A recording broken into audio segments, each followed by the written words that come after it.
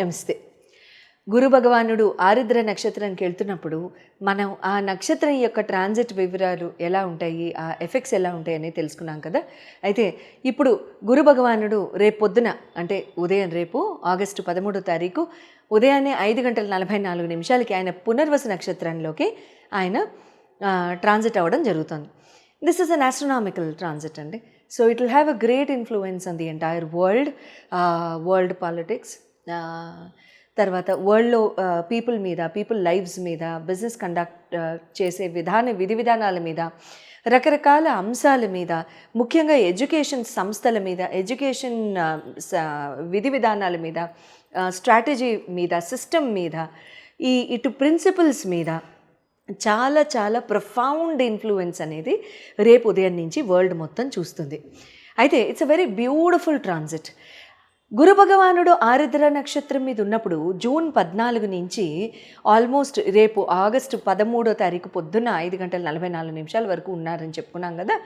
అయితే ఈ particular transit మాత్రం వరల్డ్కి అంత ఫేవరబుల్ ట్రాన్సిట్ అయితే కాదు. వరల్డ్కే కాదు, మానవాళికి కూడా, హ్యూమన్ కైండ్కి కూడా, ఎవ్వరికి కూడా, ఏ జీవికి కూడా అంత పెద్ద కలిసి వచ్చే టైం అయితే ఇది కాదు. ఇక్కడే మనం రకరకాల అంశాలు విన్నాము, రకరకాల భయాలకి హ్యూమన్ కైండ్ లోన్ అవ్వడము. ఎగ్జాంపుల్స్లోకి వెళ్ళొద్దులేండి, because I don't like speaking about negativity. So అటువంటి వాటి మీద ఫోర్స్ ఎక్కువ ఉండడం, ప్రెషర్ ఎక్కువ ఉండడం. ముఖ్యంగా రాహు నక్షత్రాలు ఎవరైతే ఉన్నారో మీరందరూ కూడా కమెంట్స్లో నాకు తెలియజేయండి. I'll not be excited to read, but I'll definitely saying that cases నాకు తెలుస్తాయి. ముఖ్యంగా ఆరుద్ర, శతవిష అండ్ స్వాతి నక్షత్ర, వీళ్ళ ముగ్గురికి కూడా ఎట్లా ఉండింది ఈ 2 months అనేది మీరు చక్కగా తెలియచేయచ్చు. అంటే ఎట్లా ఉంటుంది అంటే బాగా సప్రెషన్కి గురవడం కూడా, లేకపోతే లైఫ్ని పెద్దగా ఎంజాయ్ చేయలేకపోవడం, నిదానంగా వైరాగ్యం కూడిన జీవితంలాగా ఉండడం. అంటే అంటారు కదా, వదిలేండి ఇంకా ఆ సామెత ఎందుకు కానీ, బట్ ఏదో ముభావంగా కాస్త సైలెంట్గా ఉండడం లాంటివి జరిగి ఉంటాయి. అండ్ రిలేషన్షిప్స్ కానివ్వండి, ఫ్రెండ్స్ కానివ్వండి, ఆల్రెడీ మ్యారీడ్ ఉన్న వాళ్ళైతే స్పౌసెస్తో కానివ్వండి, రిలేషన్స్ అయితే ఖచ్చితంగా కాస్త స్ట్రెయిన్ అయ్యి ఉండొచ్చు. మరీ ఇంకా ఎందుకంటే ఆఫ్కోర్స్ మళ్ళీ జాతక ప్రభావాలు కూడా, మళ్ళీ దశల్లో కూడా ఎక్కడా కూడా గురువు కానీ రాహు కానీ ఉంటే ఇంకొంచెం తీవ్రత ఎక్కువ అయి ఉండొచ్చు. అటువంటివి దశలు కనుక లేకపోయి ఉండొచ్చు, సంతోషం.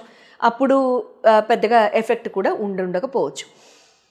ఇప్పుడు గురు భగవానుడు పునర్వసు నక్షత్రం మీదకి వస్తున్నప్పుడు యావత్ ప్రపంచానికి కూడా, including the human kind, systems, government, organizations అన్నిటికీ కూడా ఎలా ఉంటుందంటే ఒక రకమైన అడ్జస్టబుల్ మెంటాలిటీతో, బ్రాడ్ మైండెడ్ ఆలోచనతో, అంటారు కదా thinking out of the box స్పెక్ట్రమ్తో, లేకపోతే చాలా అంటే ముందు చూపుతో, లాంగ్ టర్మ్ విజన్ తో ఆలోచించి నిర్ణయాలు తీసుకోవడం లాంటివి జరుగుతూ ఉంటుంది. It's a good phase.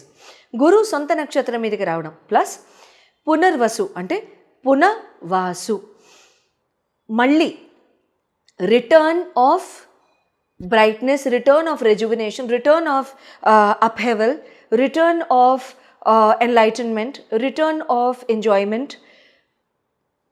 పునర్వాసు మళ్ళీ వాసం చేయడం, ఆ return of all the good beginnings, return of all the good things, return of everything, return of rejuvenation, return of renovation, return of everything in the world. So అటువంటివన్నీ కూడా ఇక్కడ మనం జరగడం అనేది చూస్తూ ఉంటాం, ఇండివిజువల్ మ్యాన్ కైండ్తో సహా. ఇంకా ఎవరైనా సరే జన్మ నక్షత్రాలు, గురు నక్షత్రాలు ఉన్నవాళ్ళైతే, లైక్ పునర్వసు కానివ్వండి, విశ్వాఖ కానివ్వండి, లేకపోతే పూర్వభాద్ర నక్షత్రం కానివ్వండి, ఇటువంటి వాళ్ళందరికీ కూడా ఇంకా చాలా బాగుంటుంది. అండ్ చక్కగా అంటే మళ్ళీ గురుగారు మీ చాట్లో ఎలా ప్లేస్ అయి ఉన్నారు కూడా మ్యాటర్ అవుతుందిలేండి, అది వేరే విషయం. సో ఈ నక్షత్రం యొక్క అండ్ ప్రస్తుతానికి చెప్పుకోవాల్సిన ఒక ఇంపార్టెంట్ పాయింట్ ఏంటంటే, గురు భగవానుడు ప్రస్తుతానికి he is moving in an accelerated motion. అంటే ఆస్ట్రోనామికల్గా కనుక చూసినట్లయితే, ఆస్ట్రానామికల్ స్పేస్ కనుక చూసినట్టయితే గురు భగవానుడు ఈ పర్టిక్యులర్ 7 years కూడా చాలా ఫాస్ట్ మూవ్మెంట్తో వెళ్తున్నారు. జనరల్గా గురు భగవానుడు ప్రతి రాశిని సంవత్సరం పాటు కవర్ చేస్తారు. అటువంటిది ఈ 7 years మాత్రం ఆయన చాలా యాక్సలరేటెడ్ మోషన్తో అతిగమన మోషన్తో ఆయన వెళ్ళడం జరుగుతుంది. అతిగమన మోషన్ అంటే ఏంటి?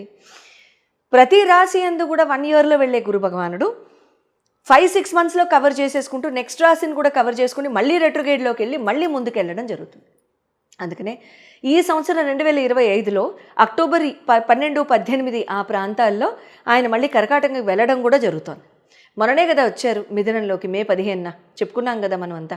మళ్ళీ అక్టోబర్లో కూడా కర్కాటక రాశికి వెళ్ళడం, మళ్ళీ డిసెంబర్లో మళ్ళీ ఆయన రెట్రో అవ్వడం, ఫిబ్రవరి మార్చిలో మళ్ళీ ముందుకు వెళ్ళడం లాంటివి జరుగుతున్నాయి.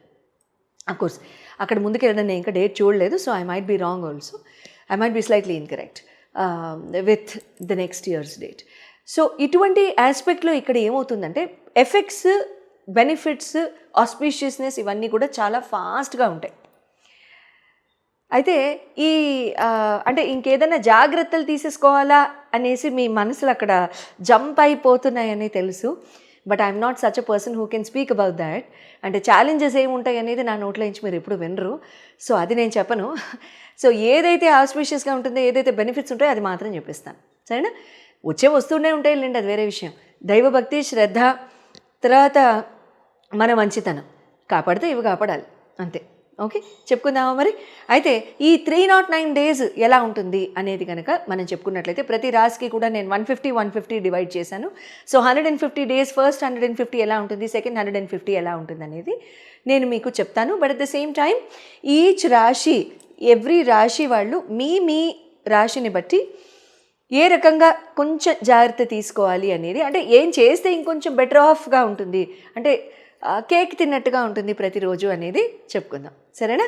వృషభ రాశి వారందరికీ కూడా గురు భగవానుడు పునర్వసు నక్షత్రం మీదకి రావడం చేత ఏ రకంగా ఉంటుందో తెలుసుకుందాం. మరి వృషభ రాశి వాళ్ళకి ఎలా ఉంటుందంటే గురు భగవానుడు రావు నక్షత్రాన్ని వదిలేసేసి ఆయన వెళ్ళడం. ఇక్కడ మీ అందరికీ ఏమైందంటే ఒక చిన్న, అంటే దాన్ని మిరకల్ అనాలా మరి నాట్ అనాలా నాకు తెలీదు, బట్ మీ అందరికీ ఏమైందంటే రావు చూపు వృషభం మీద ఉంటూనే, గురు భగవానుడు రావు నక్షత్రం మీద ఉంటూనే మీ అందరికీ చూపు పడింది. స్లైట్లీ మిస్లేనియస్ అయిన డైసీ సిచ్యువేషన్ అని చెప్పాలి వృషభం వాళ్ళకి. సో ఇక్కడ ఏంటంటే ఫైనాన్సెస్ ఇరుక్కోవడం, ఫైనాన్షియల్గా బాగా అంటే సతమతం అవ్వడము, కంగారుగా ఉండడము, లేకపోతే మీ బాండార అంటే ఎవరైనా తప్పులు చేసి ఉంటే పొరపాటున, మొత్తం వృషభ రాశి వాళ్ళని నేను చెప్పను, ఎవరైనా వృషభ రాశి వాళ్ళు ఎవరైనా తప్పులు చేసి ఉంటే పాపం తెలిసి తెలియక, తెలిసి ఎవరికన్నా కాస్త అంటే కొంచెం అంటే ఒక్కొక్కసారి ఏమవుతుందిలే అని చేసేస్తాం కదండి, అటువంటివి పొరపాటున కనుక ఎవరైనా చేసుంటే అటువంటివి ఎవరన్నా దొరికిపోయి ఉండొచ్చు, లేదా వాళ్ళ నిజాలు బయటపెట్టి ఉండొచ్చు గురు భగవానుడు. ఎందుకంటే గురు ఇమ్మెన్స్ ఫోర్స్తో రాహు నక్షత్రం మీదకి వచ్చారు కాబట్టి, అదే స్పీడ్తో వచ్చారు కాబట్టి. సో ఇక్కడ ఏమవుతుందంటే మీ ఫైనాన్సెస్ మీకు రిటర్న్ అవ్వడం, మీ ఫైనాన్సెస్ ఇక్కడ మీకు సార్ట్ అవుట్ అవ్వడం లాంటివి జరుగుతాయి. Pending payments, pending contracts, pending deals ఇవన్నీ కూడా ఇక్కడ సెట్ అవుతాయి. ఎవరికైనా మీరు రుణపడి ఉండి మీరు వాళ్ళకి ఇచ్చేయాలి అనుకున్నవి ఏమైనా ఉన్నా ఇక్కడ మీకు ముక్కు పిండి వసూలు చేస్తారు గురుగారు. సో అదొక్కటి కొంచెం ఎవరైనా మీరు పెండింగ్ పేమెంట్స్ ఏమైనా పెట్టుంటే దయించి ప్లీజ్ డోంట్ డూ దాట్. ఎందుకంటే అవతల వాళ్ళకి ఎంత అవసరమో మనకు తెలియదు కదా. పొరపాటున మీరు ఎవరన్నా వృషభ రాశి వాళ్ళు అయ్యుండి మీరు కనుక అవతల వాళ్ళకి ఏమన్నా పెండింగ్ పెట్టుంటే దయించి చేయకండి. ఎందుకంటే కర్మశేషం చాలా సూక్ష్మమైనది, అది వెంటాడుతుంది. ఖచ్చితంగా ఇచ్చేసేయడానికి ట్రై చేయండి, లేకపోతే Shani is watching, right? And Ketu రాసేస్తూ ఉంటారు సైలెంట్గా. ఓకే, తర్వాత ఫస్ట్ 150 days అనేది మీకు ఇక్కడ మనీ మ్యాటర్స్లో, పెండింగ్ మనీ మ్యాటర్స్లో ఇంకేమన్నా రిసీవ్ అవ్వాలనుకున్నా సరే అవన్నీ కూడా మీకు రిసీవ్ అవ్వడానికి సంపూర్ణ అవకాశాలు ఉంటూ ఉంటాయి. ఇక్కడ మీకు పెండింగ్ మనీ మ్యాటర్స్ అవన్నీ కూడా మళ్ళీ మీకు చేజిక్కడానికి కూడా అవకాశాలు ఉంటూ ఉంటాయి. అట్ ద సేమ్ టైం ఇక్కడ మీకు లాస్ట్ 150 daysలో జాగ్రత్తగా వినండి. ఈ ఫిబ్రవరి మొదలు నెక్స్ట్ ఇయర్ ఏప్రిల్ మే వరకు కూడా వృశ్చికం వాళ్ళకి ఎలా ఉంటుందంటే కొన్ని మిస్అండర్స్టాండింగ్స్కి మీరు గురి అవుతారు. అంటే మేము మిస్అండర్స్టాండ్ చేసుకుంటామా? రెండు, మీరు మిస్అండర్స్టాండ్ చేసుకుంటారు, మీరు you will be misunderstood. Let me not complicate Telugu, per you will be misunderstood. అంటే మిమ్మల్ని కూడా మిస్అండర్స్టాండ్ చేసుకోవడానికి సంపూర్ణ అవకాశాలు ఇక్కడ ఉండడానికి అవకాశాలు ఉన్నాయి. సో కాబట్టి దయుంచి ఎవరిని కూడా రియాక్షన్ వర్సెస్ రెస్పాన్స్ అనే దానికి క్లియర్ డెఫినేషన్ ఫిబ్రవరి నుంచి ప్లీజ్ ఆ డెఫినేషన్తో వెళ్ళడానికి ట్రై చేయండి. ఎప్పుడు కూడా ఎవరి మీద రియాక్ట్ అవ్వద్దు.